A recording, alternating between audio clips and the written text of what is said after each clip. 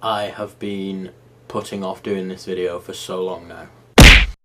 How's it going, everyone? I am back on my YouTube channel. It's been like, I don't know, maybe I think it's been 4 weeks. It could be either 3, 5 or I think it's 4 weeks since my last video. The reason that I've been gone is what I'm going to talk about in this video, and it's not been an easy 4 weeks. I'll say that much. So if you're here hoping that I'm back with another fun, another entertaining, another joking about video, then you can go ahead and click off this right now and come back next week, because we'll have more of that then.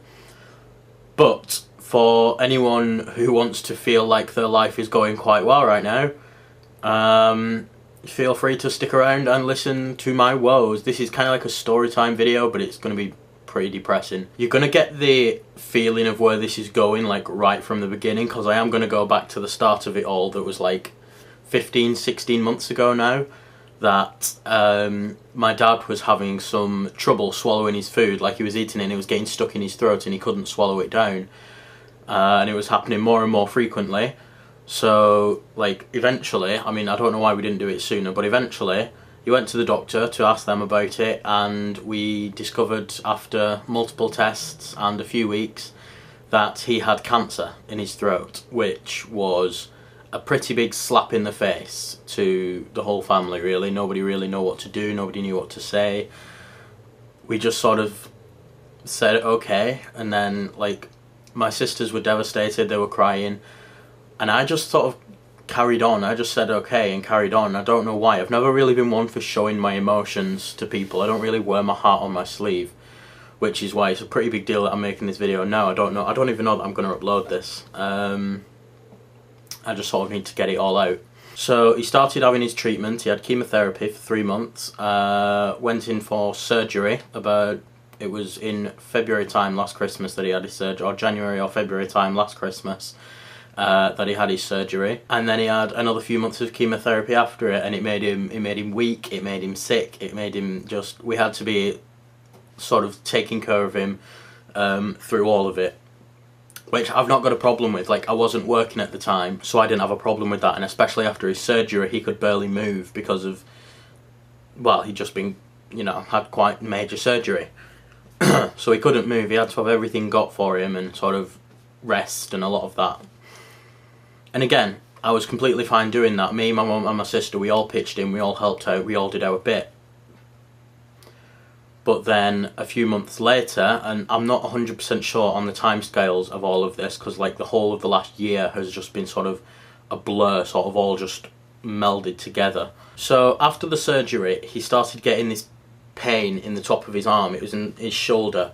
At first we just thought, you know, because he'd been laid down all this time, and when he had the surgery he was in there for like a lot of hours just lying on his side, so we thought it might just be, you know, a bit of muscle pain or something like that, or a trapped nerve or something like that, so we didn't really think anything of it. But it gradually got worse and worse, and he started losing the use of his fingers in one of his hands. So again, we went back to the doctor with it, and it turned out that the cancer had spread into his bone. They'd used the surgery had got it out of his throat, but before they could completely get rid of it, the cancer had spread into his bone, which made it incurable. It made it terminal. He was going to die from it. Which, again, that came as a shock, and it was really quite upsetting. But we thought, you know, it's treatable. What they can hit it with some radiotherapy, and it sort of knocks it down a bit, and it makes my dad feel a bit ill for a while, but it can knock the cancer down, and we can manage it if we take time with it. We can deal with it for as long as it takes, and whilst we can't completely cure it, we could fight it off. But gradually, I'm not sure what happened next, really, because I wasn't sort of involved in all the medical, all the technical, all the stuff like that. So what happened next, and I remember this really clearly, it was Halloween. Like I say, I don't really remember the time zones, but the next sort of big thing that happened came on Halloween. And this is after a few months of my dad, again, not really being able to do much because of the treatment, and he couldn't get upstairs, so he'd started sleeping on the couch downstairs because that's the only place he could get to.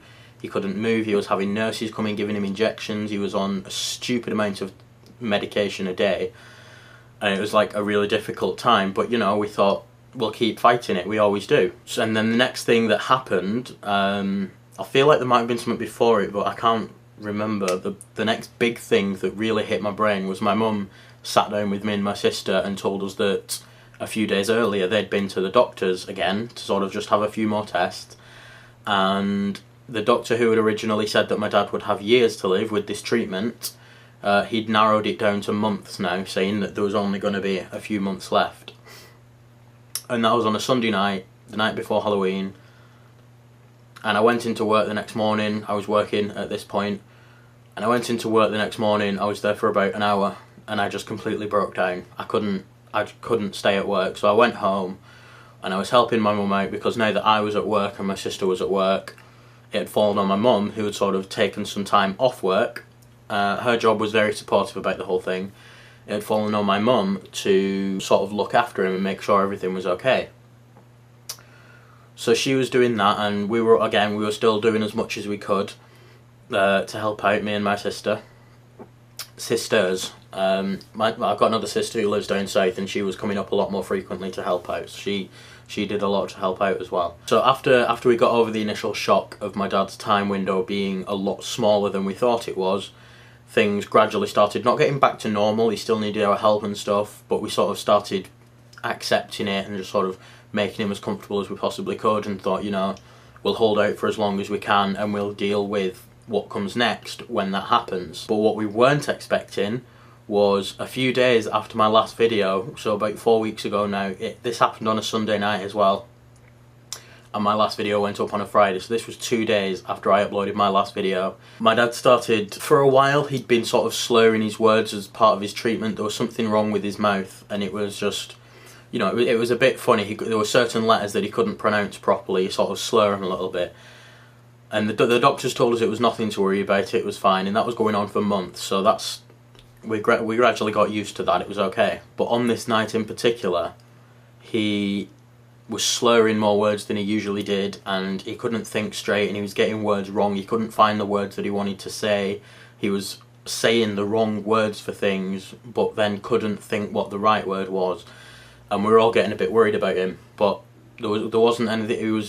He had an appointment at the Christie the next day, so we thought we'd just bring it up then. So I went off to bed that night, and he said to me, "Ban out George," which was just a little joke, because obviously my name's Jack, but he was getting his words confused, so we thought he'd have a little joke, make us all feel calm, because that's what he does.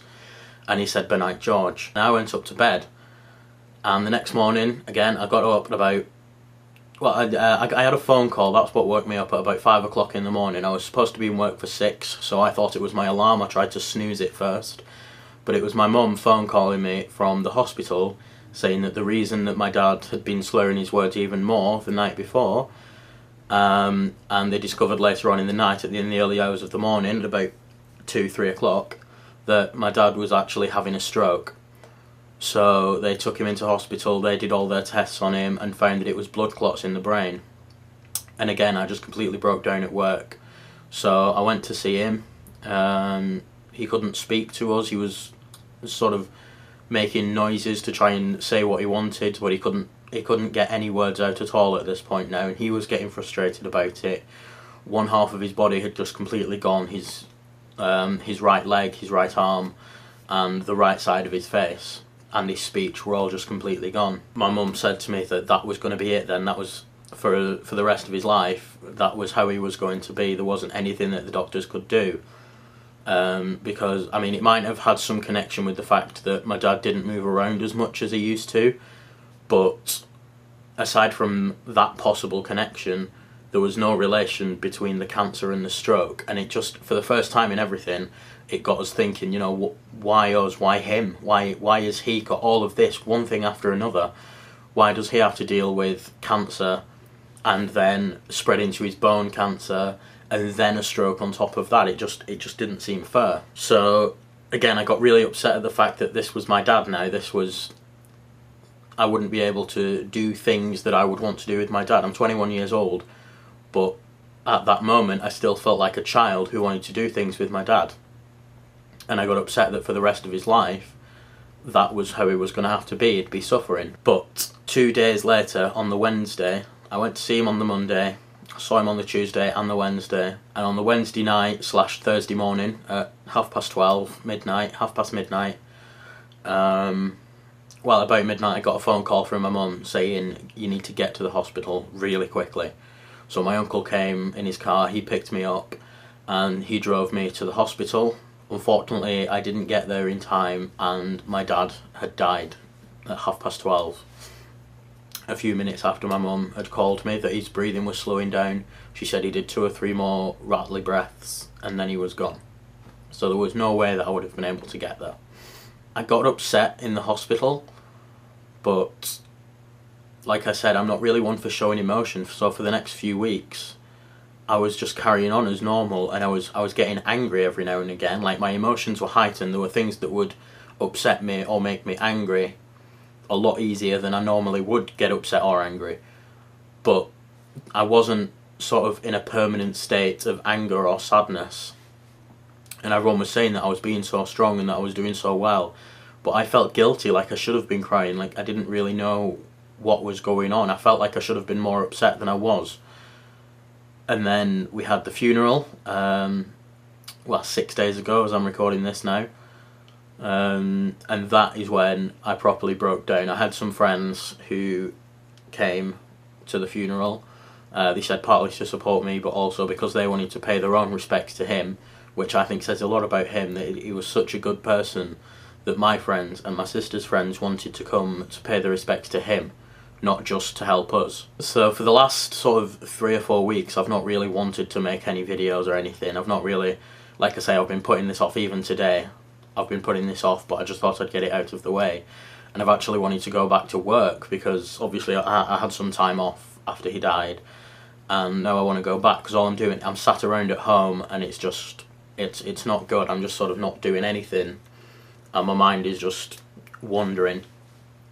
So I wanted to go back to work, which is where the next part of the story begins, because I wish I could say that was all, but it's not. And this next thing, it's just completely insignificant in comparison to everything else that I've had happening. I rang up my boss on Friday of last week saying that I wanted to start work again starting Monday if it was available, and it turns out that the workforce, the shifts of 6-2 and 2-10 that we normally do, they're just going down to 8-4, which was a bit annoying because they never really gave us an actual reason why that was happening. They said that they gave us a few different reasons, but we never got a definitive reason that that was happening. They said it was something about a trial, or that there was a problem in the warehouse, or just, we got a few different reasons. But because they cut 2 shifts down to just 1, that effectively cut the workforce in half, and I like to think that it's because I'd had so much time off recently that I was sort of overlooked. I'd rather think that than it's because I'm a bad worker. I was sort of left out. I wasn't part of the workforce that carried on. So, on top of everything else, I'm now out of a job for the next, she said about 4 weeks, and hopefully it doesn't go on much longer than that. So I'm now out of work and not getting any money for the next 4 weeks. So it just feels at the minute for me like everything is spiralling out of control in my life, and I'm really sort of trying to grab on and try and keep things together, just as much for my family's sake as for my own. But in all of this that's happening, I know it's been a really depressing video talking about all this. In all that's been happening, I am so grateful of my family, who, like my mum and my 2 sisters, who have been absolutely amazing through everything. But not only that, is my dad was the youngest out of 7, so he's got 6 brothers and sisters, and all of them have been absolutely fantastic. So if any of you guys are watching this, thank you to you. Thank you so much for everything you've done for my mum, everything you've done just to help out in general, and to all my cousins as well. Also, a massive thank you to not only my friends who came to the funeral, but all the friends who've reached out, offered the condolences, and said that, you know, they're willing to help if there's anything that me or my family needs. And people who I don't even know that well, who I've sort of spoken to through meeting them through making YouTube videos, they have all offered their support and help as well if we need anything, which has just made me it's just made me really happy that, and like, I now isn't really a time where I'm feeling particularly happy, but it's just made me grateful and appreciative of the people who I have around me. So if anyone that I've just mentioned there, or anyone who I've forgotten, I'm so sorry if I forgot you. Thank you everyone so much for all the help that we've got. I'm not monetizing this video, I don't even know if I'm going to upload this video. I just sort of needed to get it all out, and I feel like saying it to a camera and maybe even uploading it and sort of letting everyone know where I've been, letting people know that I'm okay, I'm doing fine. I feel like it'd be a good thing. So, and I don't want it to seem like I'm disrespecting his memory, like I'm trying to use it for views or for likes or anything, because I'm not. I just want to sort of let everyone know that I'm grateful for everything. And if they have YouTube, wherever my dad is now, get God to subscribe, I guess. That was horrible, that was an awful thing to say. I mean, all I can hope is that whatever I do next, whether I carry on with YouTube or get another job somewhere and let YouTube sort of fizzle out, or whatever happens, I just hope that it makes him proud of me. The sort of person he is, I feel like he definitely would be whatever I do. Because he was always supportive of anything I did. He was always so supportive of me.